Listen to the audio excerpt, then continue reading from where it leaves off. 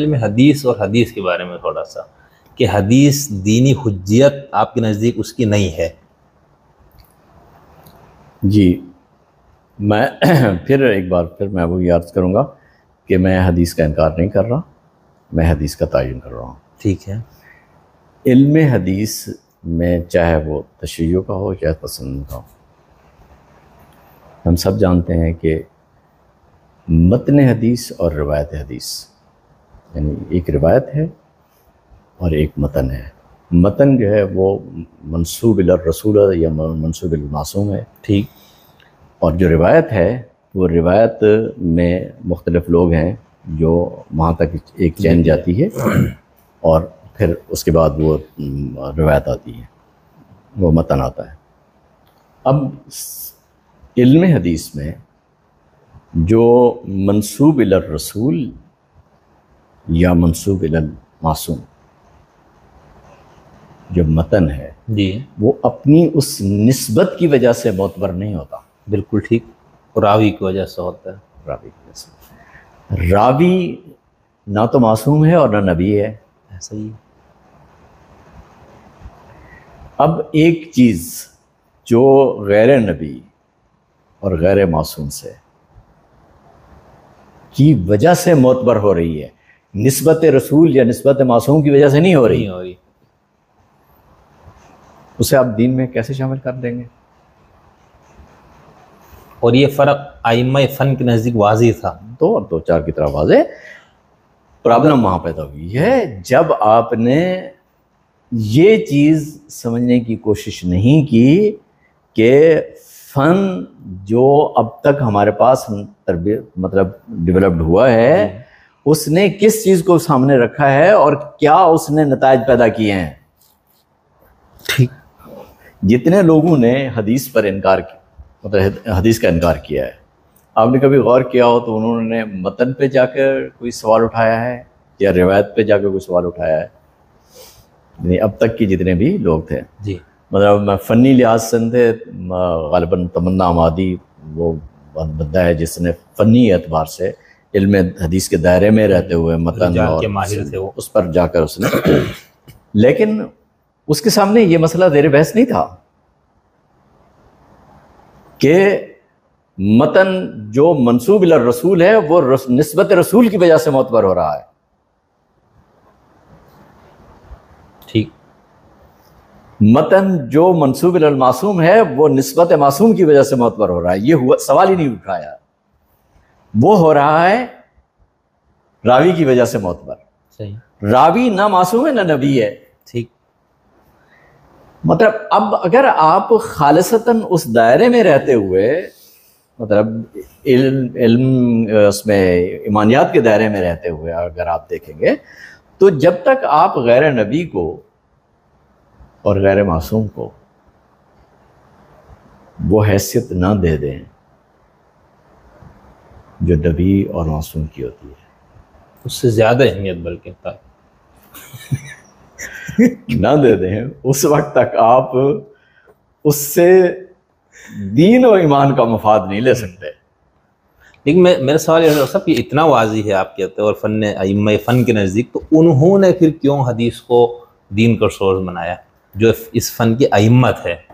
اگر ان کے سامنے یہ بات اتنی واضح تھی، ان کو کنفیوژن کہاں سے ہوئی؟ ان کو مطلب میرا خیال ہے کہ جو لوگ فن کی طرف متوجہ تھے انہوں نے فنی اصولوں کو طے کیا ہے، ٹھیک ہے، اسی طرف متوجہ رہے، اور ان کے سامنے یہ کلامی مسائل یا ایمانی مسائل زیر بحث نہیں آئے۔ ٹھیک۔ انہوں نے مطلب ایک اصول تھا، ایک فن تھا، کیونکہ جب کوئی فن ڈیولپڈ ہو رہا ہوتا ہے نا، کوئی علم اپنے ارتقائی مراحل میں ہوتا ہے نا، تو اس ارتقائی مراحل میں ہوتے ہوتے وہ مختلف مراحل سے گزرتا ہے۔ ٹھیک ہے۔ ایک مرحلہ آتا ہے جہاں پر فن اپنی پوری شکل اختیار کر چکا ہے، صحیح۔ اب اسے آپ نے یا اس کا انکار کرنا ہوتا ہے یا آپ نے اس کا اقرار کرنا ہوتا ہے۔ تیسری جہت یہ ہوتی ہے کہ آپ نے اس کی تنقید کرنی ہوتی ہے، کہ اس کا انتقاد کرنا ہوتا ہے کہ اس کا تعین کرنا ضروری ہے۔ ٹھیک۔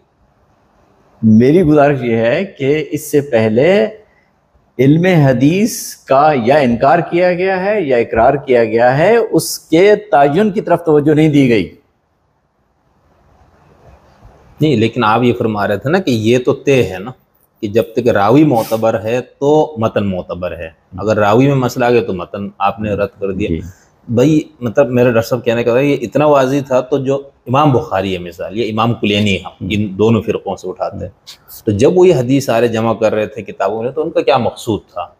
وہ اس کو دینی ہے، دین کا سورس مان کے کر رہے تھے، یا ان کا یہ تھا کہ نہیں بہت سی چیزیں اس طرح منسوب کی گئی ہے تو ہم ان میں سے کچھ چیزوں کو چھانٹی کر کے بتا رہے کہ یہ صحیح منسوب ہے یا غلط؟ ہاں، یہ مقصد تھا ان کا. یہ مقصد ان کے پیش نظر سمپل یہ تھا کہ ہم تک جو معلومات آئی ہیں ان ذرائع سے آئی ہیں، اور وہ معلومات یہ ہیں. انہوں نے ان سب چیزوں کو کمپائل کر دیا ہے. ٹھیک ہے، کمپائل کرنے کے بعد آپ کے سامنے رکھ دیا. اب اگلا مرحلہ تھا کہ آپ نے ان سے اپنے لیے کچھ فقہی مسائل حل کرانے تھے. جی.